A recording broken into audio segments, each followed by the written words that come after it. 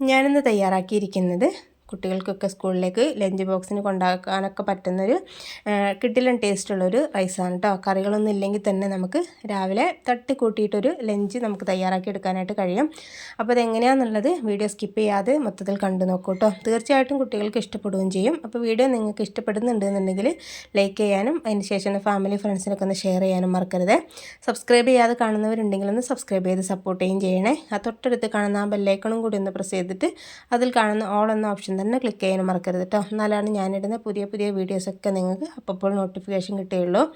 അപ്പോൾ നമുക്ക് പെട്ടെന്ന് തന്നെ വീഡിയോയിലേക്ക് കിടക്കാം. അപ്പോൾ അതിന് വേണ്ടിയിട്ട് ഒരു ടേബിൾ സ്പൂണ് വെളിച്ചെണ്ണ ഒഴിച്ച് കൊടുത്തിട്ടുണ്ട്. അതുപോലെ തന്നെ ഒരു ടേബിൾ സ്പൂൺ നെയ്യും കൂടി ഒഴിച്ച് കൊടുത്തിട്ടുണ്ട്. നെയ്യൊന്ന് ചൂടായി വരുന്ന സമയത്ത് അതിലേക്ക് ഇഞ്ചി വെളുത്തുള്ളി ഒന്ന് ചതച്ചത്, കൂടുതലൊന്നും വേണ്ട കേട്ടോ, ചെറിയൊരു കഷ്ണം ഇഞ്ചി എടുത്താൽ മാത്രം മതിയാവും. പിന്നെ അതിലേക്ക് ഒരു പച്ചമുളക് ചെറുതായിട്ട് കട്ട് ചെയ്തിട്ട് കൂടി ചേർത്ത് കൊടുക്കുന്നുണ്ട്.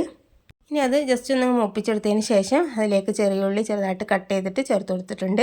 പിന്നെ കുറച്ച് ഉപ്പ് കൂടി ചേർത്ത് കൊടുത്തിട്ട് നല്ല രീതിയിലൊന്ന് വഴറ്റിയെടുക്കാം കേട്ടോ. ചെറിയ ഉള്ളി ഇല്ലാന്നുണ്ടെങ്കിൽ വലിയ ഉള്ളി ചേർത്ത് കൊടുത്താലും മതി കേട്ടോ. സവാള ചേർത്ത് കൊടുത്താലും കുഴപ്പമൊന്നുമില്ല. പിന്നെ ഒരു മീഡിയം സൈസുള്ള തക്കാളിയും കൂടി ഒന്ന് കട്ട് ചെയ്തിട്ട് ചേർത്ത് കൊടുക്കാം.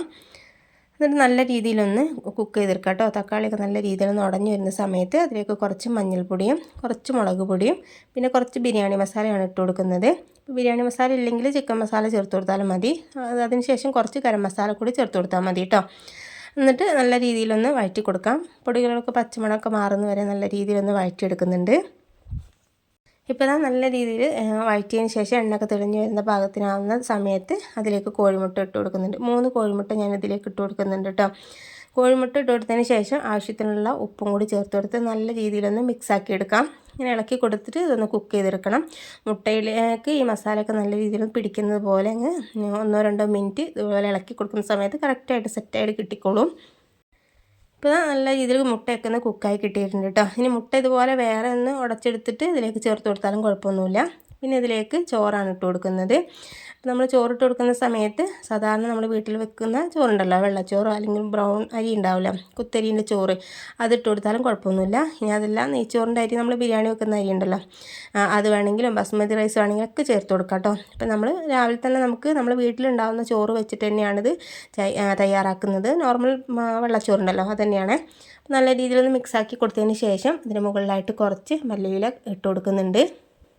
മല്ലിയില നിർബന്ധമുള്ള കാര്യമല്ല, കയ്യിലുണ്ടെന്നുണ്ടെങ്കിൽ അല്ലെ ഫ്ലേവറൊക്കെ ഇഷ്ടമുണ്ടെന്നുണ്ടെങ്കിൽ ചേർത്ത് കൊടുത്താൽ മാത്രം മതി.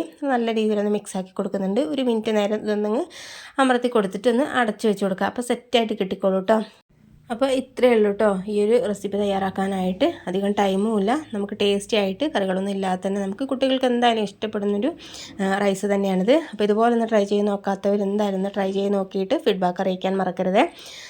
അപ്പോൾ ഇതുപോലെ ഈസി ആയിട്ട് നല്ല ടേസ്റ്റി ആയിട്ട് തയ്യാറാക്കാൻ പറ്റുന്ന കിടിലൻ വീഡിയോയുമായിട്ട് നമുക്ക് വീണ്ടും കാണാം. Okay, thank